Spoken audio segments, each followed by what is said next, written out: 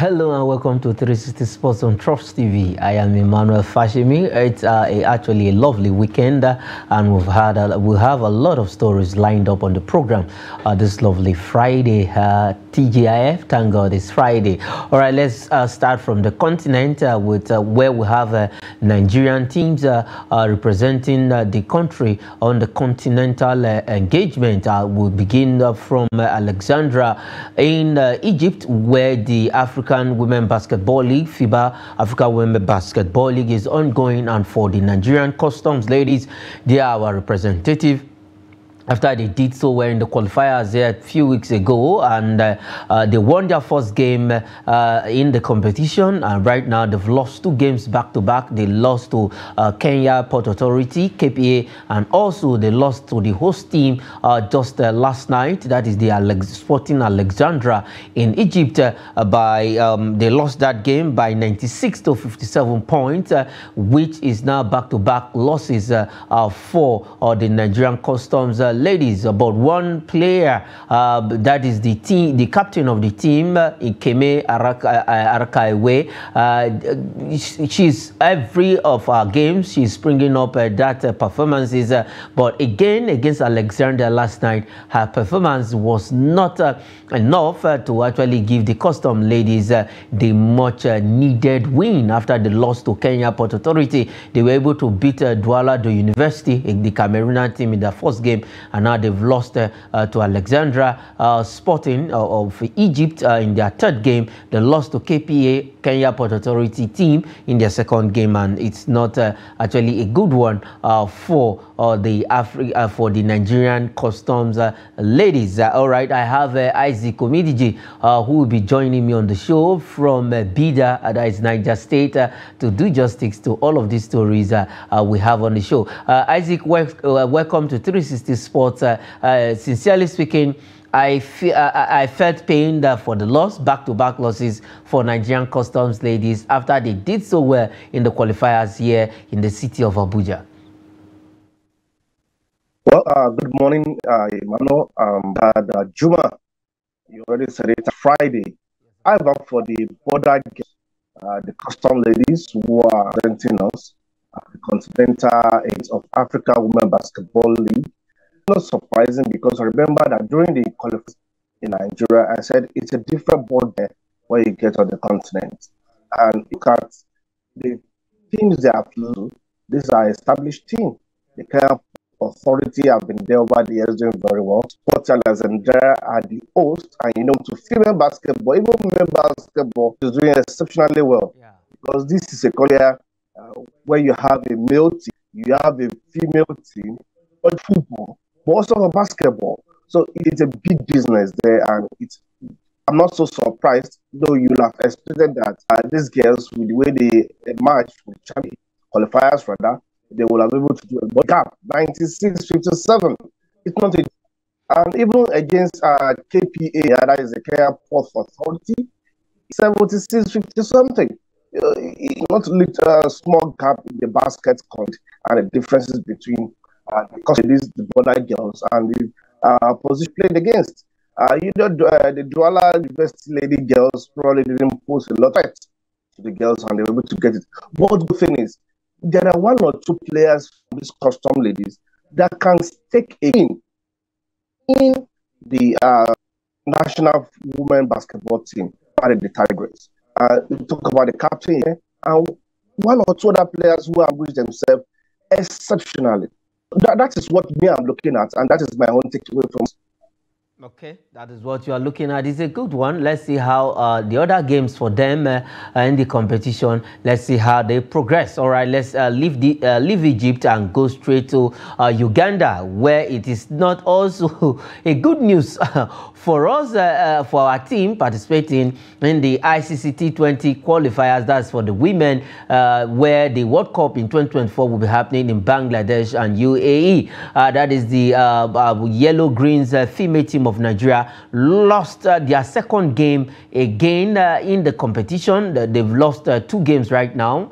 They've lost 3 games, I beg your pardon, right now. Now they lost to host Uganda in that particular competition. It ended 6 wickets in favor of the Uganda ladies. After the same team, we beat them at the Kibuki T20 in Rwanda just earlier this year, but this time around they've come back to revenge that defeat in Rwanda. It's a painful one, though all hope is not lost for our Yellow Greens women, because they still have to wait for other results in the competition. They have 1 win and they've got some losses, but if everything goes by, Nigeria could still pick that semi-final ticket to play. Probably if they get to the final, 2 teams will be representing Africa in the World Cup next year. Yes, 2 teams will represent Africa, and the Ugandan lady made it to the semi-finals. They also have to beat it to the finals to qualify for Bangladesh. And for the ladies, our own ladies, talking Yellow Greens, I don't think it is in their hands, as we are relying on results from other games to see if it will favor us, to see if we will make the finals, and from the finals to the finals. 2 more steps to qualify for the Bangladesh. But, to have us to be host is because we defeated them the last time, and I was thinking probably we will be able to consolidate on that and get them defeated, because out of 5 occasions now that we played, they've won 4 and we won just 1. Yeah. It's not good enough that these ladies from Uganda continue to ride us and take a ride, on the pitch. But let's see how this goes. Let's hope that since we are now relying on other games, our fate, let's hope that other games was, and see if we will make this win, and if we get a favorable draw that will take us to them. And that's the only way these girls can qualify for the World Cup in Bangladesh. Yes, that is the only way they can qualify for the World Cup in Bangladesh. Let's see how the other teams will play. A good one, though they actually gave a very good fight in that particular game. They just lost focus a bit, and Uganda ran away with 6-wicket victory over the Yellow Greens female team of Nigeria. All right, let's come back home and talk the round leader game. It was a rescheduled fixtures in the South-South Derby, and one team took all the 3 points in that derby, and that is Rivers United, 2 seasons ago champions in the South-South Derby. They beat Bayelsa, that is their neighbors, Bayelsa United, 2-0 at the Adomakia Stadium in Port Harcourt, and it was a sweet victory for Rivers United. Mwangwa getting one of the goals in that particular game. It's a rescheduled fixture between these 2 teams, because we know Rivers United is in the continent, so they had to play that game yesterday evening in Port Harcourt. And for Rivers United, they got all the 3 points at stake. And that's not surprising, because considering the fact that Bayelsa have not done very well, they have been very poor on the road, and look at the on the long, that yes, they are struggling. And to see Mwangwa and Yao Bernard getting those in each of the halves, volume again of Ima Mwangwa is a veteran. He did very well when he was in Canopilas. He returned to to partner and doing very well. And for Yao, you also need to continue to sustain what he has been doing. And remember, Blackpool-based club, they have been doing well, even not 8-1, not that it's exceptional. To have even defeated Club Africain is something good. Yeah. But that's the club league will have given them a tough time. Though I was surprised they would have lost, been the loss in Ghana. United, they need to continue to also make points at home to see that if they couldn't win on the continent, they will get consolidation and consolation back that can do well on the home, because they are also not standing very well on the table for now. Yes, they are not standing very well on the PFL table. And why? Because they've played lesser games than other teams in the league. Okay, let's quickly look at the table. Let's look at where that results has left Rivers United. Right now, let's look at the top 10.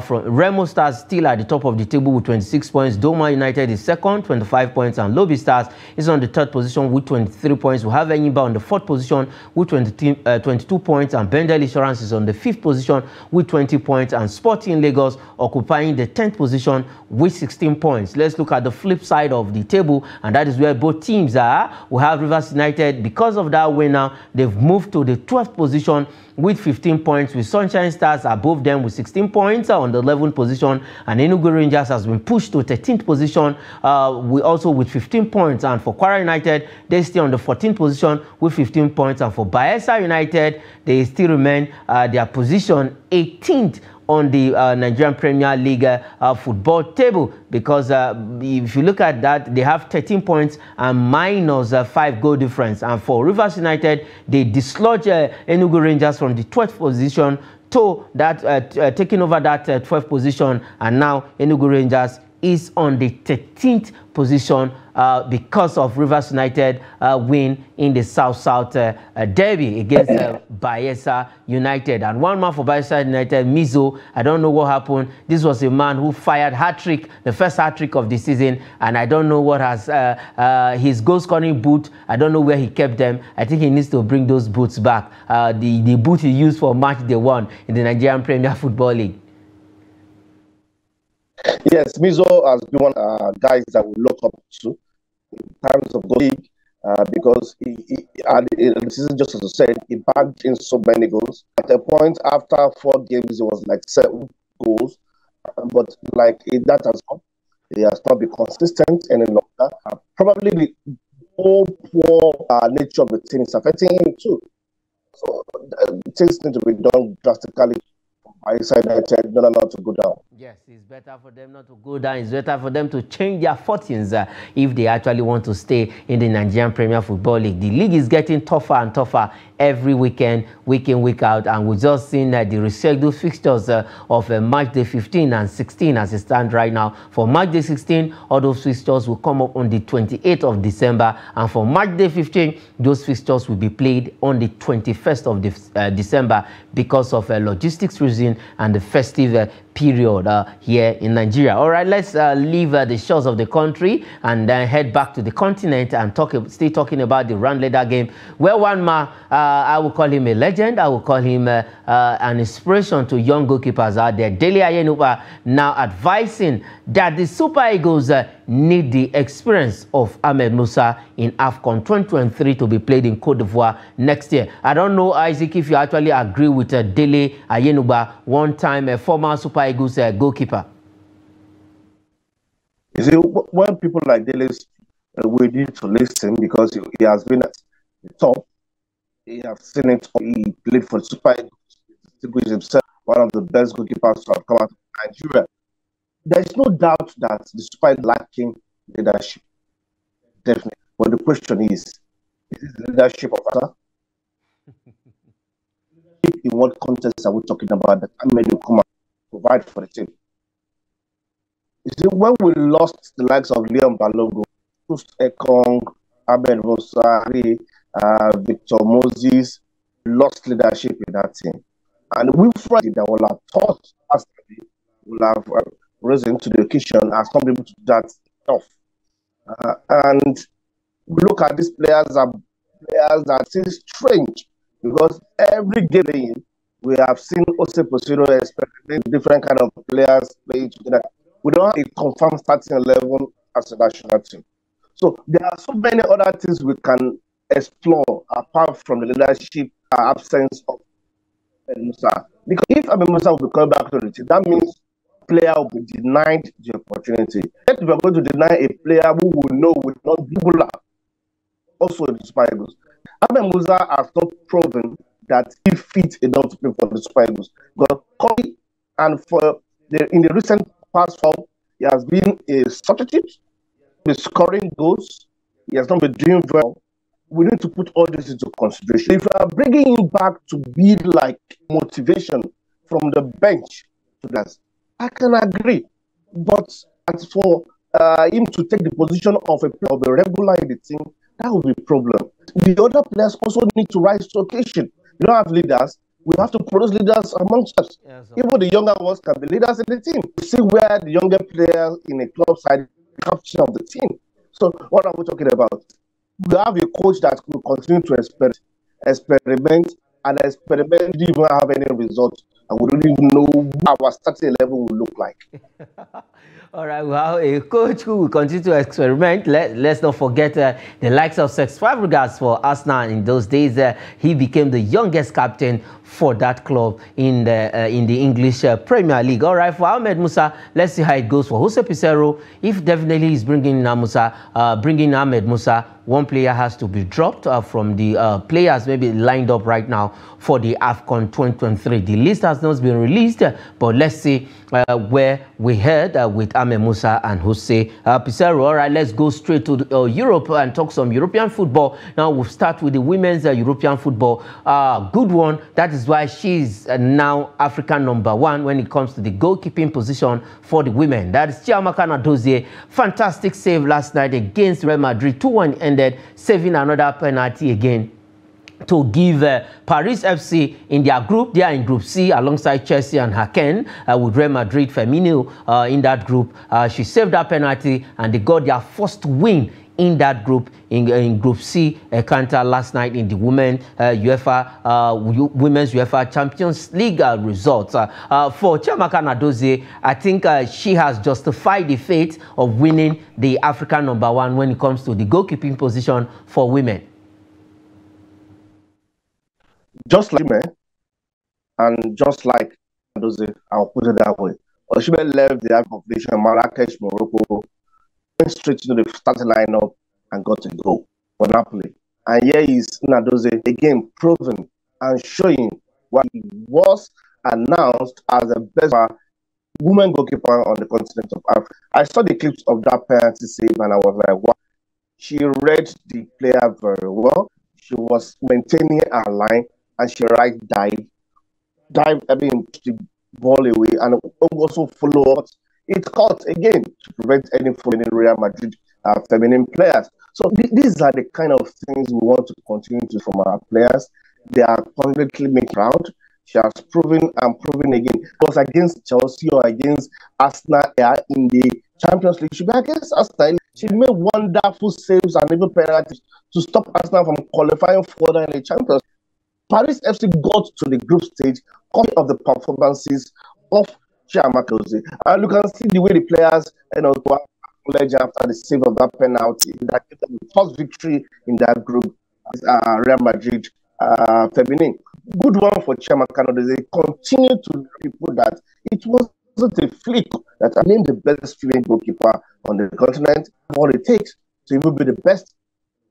Yes, she has what it takes to even be the best in the world. And as we speak, she might also see scoop the best woman goalkeeper when the European award comes up later on. And we are looking forward to that. She winning it for the women in Europe. She will become the first African to actually win the Golden Glove if that happens in European football. All right, let's look at some results of those games played last night in the UEFA Women's Champions League. We have FC Bayern Munich ladies and Ajax women from Netherlands played 1-1. Paris Saint-Germain FC, that is PSG Feminines, 2-1 against Roman women's team from Italy. And then Group D, we have Paris FC Feminines 2-1 against Real Madrid. I beg your pardon, not Group C. Group D, Paris FC Feminines, that is Chiamaka Nnadozie team, 2-1 against Real Madrid women. And then Chelsea ladies and Haken women played out a goalless draw in Group D, a counter of the Women's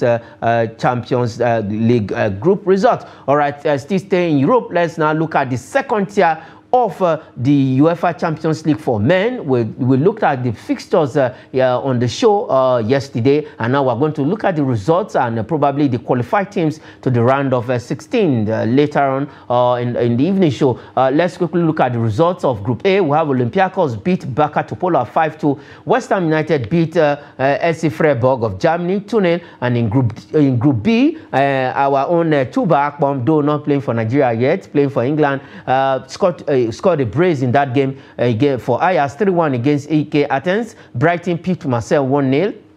And then in Group C, we have Aris Limassol 1, Sparta Prague 3, Real Betis 2, and Rangers 3. Also, Nigerian performing well. That's Deserts getting a goal in that particular game. And then in Group D, we have Sextowa nil and Atlanta 4. That is the team of our own Ademola Lookman. And Sporting Lisbon trashed SK Stormgrass 3-0. We also have in the third tier games, that is the Europa Conference League. There were games also in the Europa Conference League last night. We have Lille of France beating KI Klasvik 3-0 and Slovan Bratislava 1, Olimpija Ljubljana 2. And then in Group B, we have Maccabi Tel Aviv 3 against KA Gent. That is our own team of the young man, Gift Orban. We have Zoya Luhanski 4 against Breidablik, who had no goal at all. Group C, we have Dinamo Zagreb beating Bakanir 3-0. And then the two games ended in 3-3-0 against their opponents, Bakanir and Astana, losing to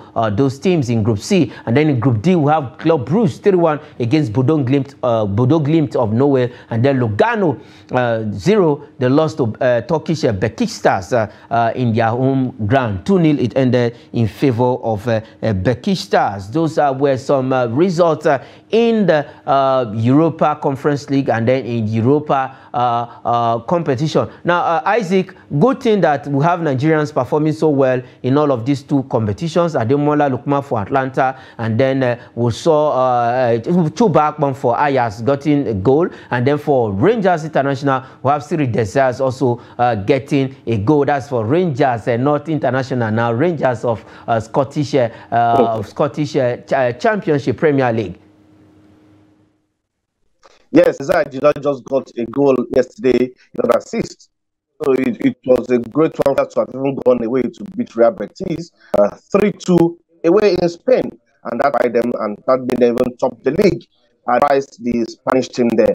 And don't forget that Boniface has also been doing very well for the Liverpool tournament. So for Chuba, I want to talk about him now because he's yet to be a super. I remember he left Windows as a top stroke. Middlesbrough, he went to Ajax, faced some difficulties on his, but now he's getting himself back and running Ajax very well. So for the man at Atalanta, good one. For Gibson and Gang, I hope they will be able to get up and maybe silent. I hope not injured, and I hope he's not out of form. Player that I'm seriously looking forward to link and coming to a bigger club in the top 5 Europe.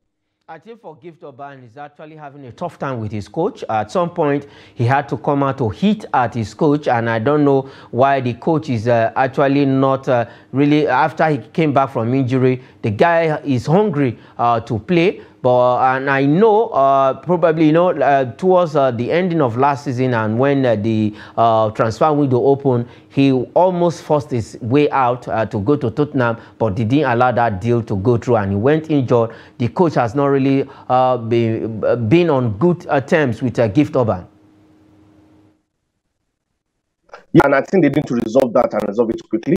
The future of his potential world class is at stake, and the potential world class players also know that it cannot be bigger than his coach. What is, he should be diplomatic about it, and we're out if he still wants to leave Dunk.